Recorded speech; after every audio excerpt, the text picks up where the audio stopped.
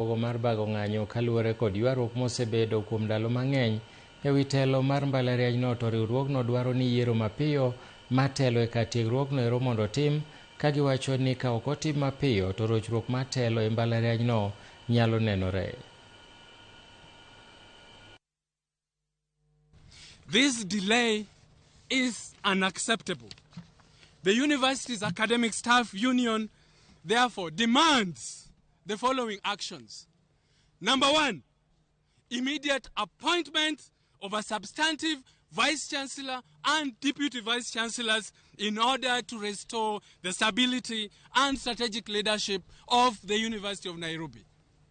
Number two, action by the University Council to discharge its mandate with urgency.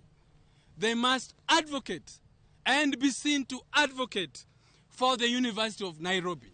Otherwise, they should just go away.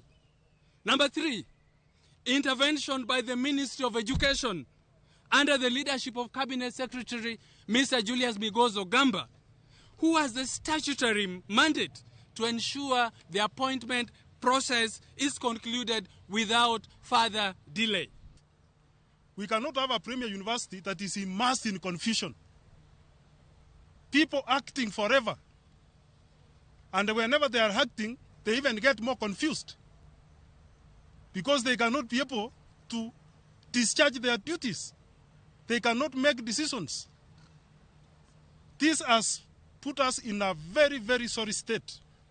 If you walk around these buildings here, you will see the sorry state in which they are. The toilets have no water. Offices have no furniture. Then we have people in acting capacity, and they believe that they are in charge of this university. The only people who are in charge of this university and speaking are actually us, University of Nairobi Academic Staff Union, UASU.